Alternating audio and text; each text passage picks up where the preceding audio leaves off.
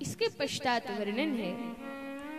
अब हस्तिनापुर में 5 पांडव हैं, द्रौपदी हैं, कुंती हैं, ये सभी लोग राजमहल में निवास कर रहे हैं। साथ में धृतराष्ट्र और गांधारी, जिनके 100 पुत्रों का महाभारत के युद्ध में विनाश हो चुका है, वे धृतराष्ट्र गांधारी भी उसी हस्तिनापुर के महल में निवास कर रहे हैं।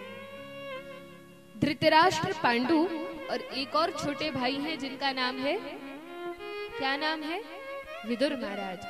इन विदुर को धृतराष्ट्र के पुत्रों ने बड़ा अपमान करके भगा दिया था और इस कारण से फिर उन्होंने युद्ध में भी भाग नहीं लिया। लेकिन अब जब संपूर्ण युद्ध समाप्त हो गया, विदुर महाराज को सूचना मिली कि 100 पुत्रों का वध हो चुका है, पांडव विजयी हो गए हैं। धृतराष्ट्र, गांधारी और पांडव ये सभी लोग हस्तिनापुर में निवास कर रहे हैं।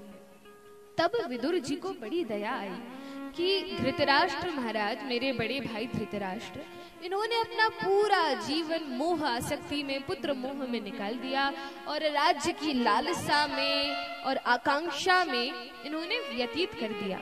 लेकिन अब तो वृद्धावस्था है, अब तो कम से कम इन्हें भगवान के भजन में लगना चाहिए। देखिए, जैसे कोई बालक, एक उदाहरण से समझा जाए, कोई बालक स्कूल में पढ़ता है तो पता है हर वर्ष एग्जाम आते हैं, परीक्षाएं होती हैं, लेकिन जो समझदार बालक होता है वो क्या करता है? वो परीक्षा के एक दिन पहले पढ़ने बैठता है। क्या करता है? साल भर पढ़ता है। जो समझदार बालक होता है वो साल भर पढ़ता है। साल भर क्यों पढ़ता है? परीक्षा तो एक बार आती है, वो चाहे तो कुछ दिन पहले पढ़ ले। साल भर पढ़ने की क्या आवश्यकता है?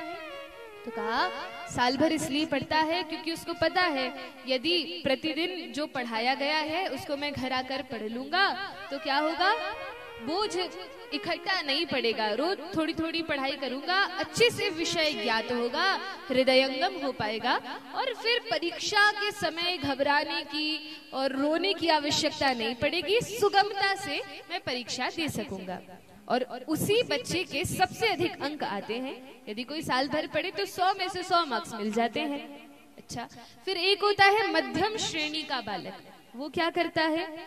उसको पता है 2-3 महीने बाद परीक्षा आने वाली है, तो साल भर तो वो खेलता है, लेकिन 2-3 महीने पहले से पढ़ना शुरू कर देता है कि चलो भैया अब तो पढ़ ले, अब तो परीक्षा ही आने वाली है। जो उससे भी निम्न श्रेणी का बालक होता है वो क्या करता है? वो 1-2 दिन पहले कॉपी खोल के देखता है और फिर ढूंढता है कि कॉपी रखी कहाँ है। अच्छा, फिर ये तो चेक भी नहीं है, इस पे तो मार्क्स भी नहीं मिले। फिर बेचारा घबराता है, फिर रोता है, फिर माता पिता से कहता है कुछ करो कुछ करो, फिर दोस्तों को फोन लगाता है और ऐसे इस प्रकार से उसकी स्थिति होती है। और जो बिल्कुल ही नहीं पढ़ता तो वो तो एग्जाम में फेल ही हो जाता है, उसका तो फिर प्रश्न ही नहीं है। इसी प्रकार से हमारा यह जो जीवन है यह तैयारी के लिए मिला है, मृत्यु की तैयारी के लिए। तो जो व्यक्ति अपने जीवन के प्रारंभ से, प्रारंभ क्या है जीवन का? क्या प्रारंभ है जीवन का? बाल्यावस्था, बचपन से। तो जो व्यक्ति बचपन से भगवान की भक्ति करता है, जैसा कि प्रहलाद महाराज कहते हैं, कौमार आचरेत प्राज्ञो धर्मान भागवतानिह दुर्लभम मानुषम जन्म तदप्य ध्रुवमर्थदम। यह मनुष्य जीवन अति दुर्लभ है और इसको बिल्कुल भी व्यर्थ नहीं गवाना चाहिए। एक क्षण भी व्यर्थ गवाने के लिए नहीं मिला। तब क्या करना चाहिए? तो कहा कौमार आचरेत प्राज्ञो, बचपन से ही, बाल्यावस्था से ही भगवान के भजन में लग जाना चाहिए। अच्छा, यदि बचपन से नहीं लगे तो भी काम चल जाएगा। अब यदि वृद्धावस्था आ गई, ठीक है, बचपन में भक्ति नहीं की, जवानी में नहीं की, तो भैया अब तो बुढ़ापा ही आ गया है, कम से कम अब तो कर लो। हो सकता है जैसे वो बच्चा 2-3 महीने पहले से पढ़ना प्रारंभ करता है, यदि समझदार है तो 2-3 महीने में भी पढ़ लेता है, सिलेबस कंप्लीट कर लेता है। उसी प्रकार से अब तो समय हो गया है, अब तो कभी भी मृत्यु आ सकती है। इसलिए अब तो पूरा जीवन निकल गया, बचपन निकल गया, जवानी निकल गई, तब तो हमें तैयारी प्रारंभ कर देना चाहिए, तब तो सब कुछ छोड़कर भजन में लग ही जाना चाहिए। तो विदुर जी ने यह विचार किया और वे गए धृतराष्ट्र के पास। धृतराष्ट्र के पास जाकर कहने लगे, भैया देखो, आपके तो 100 बालकों का वध हो गया, अब तो राज्यपाठ भी आपके हाथ में नहीं है, अब क्यों इस राजमहल में आप पड़े हुए हैं, अब तो जाइए वन में जाकर भगवान का भजन कीजिए। धृतराष्ट्र मन में विचार करता है, अभी तो मुझे और भोग करने की इच्छा है, अभी तो मुझे राजमहलों में रहना है, कहाँ वन में जाऊंगा, इस प्रकार से विचार आते हैं। तो महाराज धृतराष्ट्र बात घुमाने लगते हैं, बात पलटने लगते हैं। संसार में भी ऐसा ही होता है, किसी व्यक्ति से कहो कि भैया देखो, अब तो बुढ़ापा आ गया है, पूरा जीवन ऐसे ही निकाल दिया, थोड़ी माला जप लिया करो, थोड़ा मंदिर आ जाया करो, कथा कीर्तन सुना करो, भजन किया करो, सत्संग किया करो, तो वे बहुत जल्दी बात घुमा देते हैं। अरे वो आपके पुत्र की नौकरी लगने वाली थी, ये होने वाला था, वो होने वाला था, बात घुमा देते हैं, अभी तो बहुत काम बचे हैं, इस प्रकार की बात करते हैं। ऐसे ही धृतराष्ट्र ने बात को घुमा दिया और विदुर जी से कहने लगे, विदुर जी यह सब छोड़िए, ये बताइए आपने तो युद्ध में भाग लिया नहीं, आपने तो बहुत सारे तीर्थों का भ्रमण किया होगा, बताइए आप कहाँ कहाँ गए थे। लेकिन विदुर जी भी ठहरे बड़े समझदार, समझ गए कि ये धृतराष्ट्र भैया मुझे घुमा रहे हैं। तब क्या किया, तब उन्होंने बड़ी सुंदर कहानी रची, बड़ा सुंदर दृष्टांत सुनाया, बड़े ध्यान से सुनने का विषय है। क्या कहा, तो विदुर जी कहने लगे, हाँ भैया मैं घूमने गया था और आपको पता है मैंने क्या क्या देखा। कहा भैया तुम बताओगे नहीं तो कैसे पता चलेगा, कोई बात नहीं मैं आपको बताता हूँ। अब विदुर जी सुनाने लगे।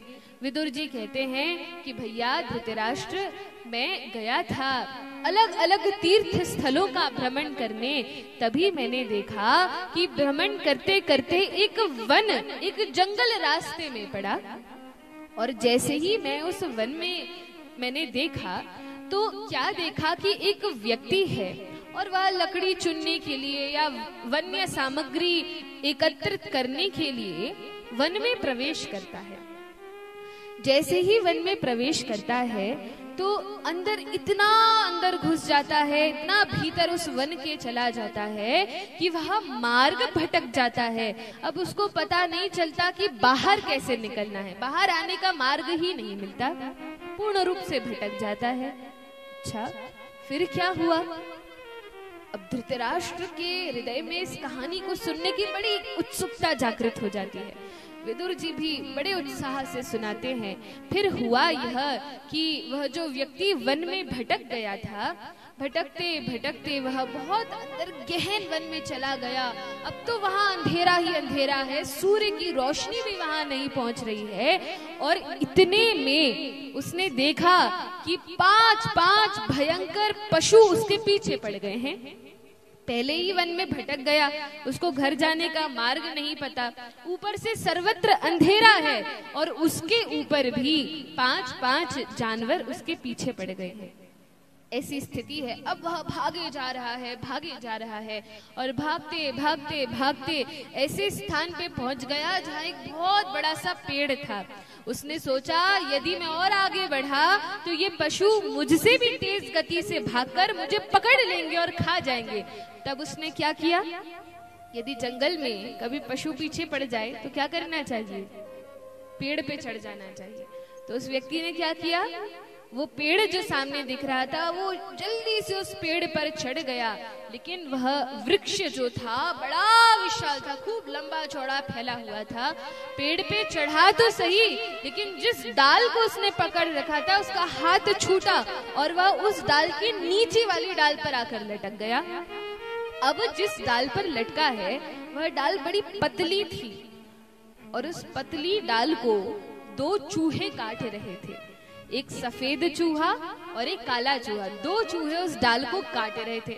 अब जैसे ही चूहों ने डाल काट ली तो क्या होगा, ऊपर पहुंच जाएगा, नीचे गिर जाएगा।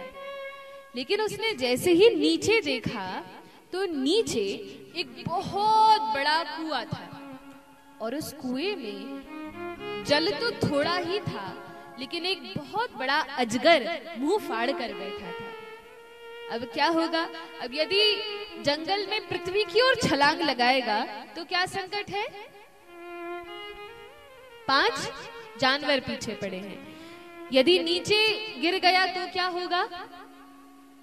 क्या होगा? अजगर खा जाएगा। और यदि कुछ नहीं करेगा, लटका रहेगा तो क्या होगा? तो भी चूहे काट लेंगे और वो नीचे ही गिरेगा। ऊपर से एक जंगली हाथी आता है और वो हाथी अपनी सूंड से उस पेड़ की शाखा को पकड़कर हिलाने लगता है, जोर जोर से हिलाने लगता है। तो भी वह व्यक्ति जैसे तैसे पकड़ता है, यहां तक भी ठीक था। इसके बाद क्या हुआ कि वह जिस डाल पे था उसकी ऊपर वाली डाल पे मधुमक्खियों का छत्ता था और बहुत सारी मधुमक्खियां घूम रही थी, उसके शरीर में अलग अलग स्थानों पर काट रही थी। इतने में उसने देखा कि मधुमक्खियों के छत्ते में से एक एक बूंद करके मधु शहद टपक रही है। उसी समय भगवान को उसकी स्थिति पर बड़ी दया आती है और भगवान क्या करते हैं? अपना वैकुंठ का विमान भेज देते हैं और जहां पर वो लटका था वहीं पर उस विमान को लाकर खड़ा कर देते हैं और उसे कहते हैं कि भैया तुम आओ, इस विमान पे चढ़ जाओ, सुरक्षित बच जाओगे, अन्यथा ये सभी जानवर तुम्हें खा जाएंगे। और वो विचार करता है ठीक है मैं चढ़ता हूँ, लेकिन जैसे ही चढ़ने का विचार करता है इतने में उसको वह शहद टपकती दिख जाती है और वह विमान को भूलकर, भगवान को भूलकर उस शहद को चाटने में लग जाता है। इसका अर्थ समझ में आया? इसका अर्थ यह है कि वह व्यक्ति जो जंगल में भटक गया है वह कौन है? कौन है वह? आप हम सभी हैं जो इस भवाटवी में, इस संसार रूपी वन में आकर भटक गए हैं। और कैसी दशा है हमारी? तो कहा दशा ऐसी है, 5-5 जानवर पीछे लगे हैं। कौन है ये 5 जानवर? हाँ, ये 5 जानवर हमारी 5 इंद्रियां हैं। कौन कौन सी? आंख, नाक, कान, त्वचा, जिह्वा। ये 5 इंद्रियां हैं जो हमारे पीछे लगी हैं, जो हमसे आंखें कहती हैं सुंदर दृश्य लाओ, टीवी लाओ, मोबाइल लाओ, कान कहते हैं सुंदर संगीत लाओ, तब हम जाते हैं अलग अलग स्थानों पर सुनने के लिए, फिल्मी गीत सुनने के लिए और संसार के गीत सुनने के लिए। और इनसे होता क्या है? इनसे हमारा कल्याण नहीं होता, लेकिन हमारा अकल्याण होता है, हमारा विनाश होता है, विनाश की ओर हम अग्रसर होते हैं। जिह्वा कहती है स्वादिष्ट भोजन लाओ, जो मांसाहार खाते हैं वे मांसाहार नहीं छोड़ पाते, जो लहसुन प्याज खाते हैं वे भगवान को भोग लगाने के लिए अपनी जिह्वा के स्वाद के लिए लहसुन प्याज नहीं छोड़ पाते। तो इस प्रकार से ये सारी इंद्रियां हमें जकड़ कर रखी हैं और हमें भगवान की भक्ति में नहीं लगने देती हैं, बहुत तंग करती हैं, परेशान करती हैं। जैसे तैसे भागकर हम इस वृक्ष पे चढ़ते हैं और इस वृक्ष की शाखा पर लटक जाते हैं। ये शाखा क्या है? ये शाखा हमारा जीवन है, जिसकी डोर बहुत छोटी है। इस जीवन की जो डोर है पता नहीं कब टूट जाए। क्यों? क्योंकि 2 चूहे, एक काला और एक सफेद, अर्थात दिन और रात इस शाखा को काट रहे हैं। किसी भी क्षण यह डाल टूटेगी और हम अजगर अर्थात मृत्यु के मुख में जाकर गिर जाएंगे। फिर मधुमक्खियां हैं जो अलग अलग स्थानों पर काट रही हैं। ये संसार के दुख हैं जो हमें व्यथित करते रहते हैं। भगवान कृपा करके कथा सत्संग के माध्यम से विमान भेजते हैं कि इस पर चढ़ जाओ और मेरे पास वापस आ जाओ। लेकिन हम क्या करते हैं? वह जो शहद टपक रही है अर्थात संसार के जो थोड़े थोड़े सुख, वैभव, ऐश्वर्य हमें मिल रहे हैं, हम उसमें ही मग्न हो जाते हैं और भगवान को भूल जाते हैं। और फिर होता क्या है? फिर हम उस अजगर के मुख में गिर जाते हैं और विनष्ट हो जाते हैं। बोलिए राधा रमण लाल की जय।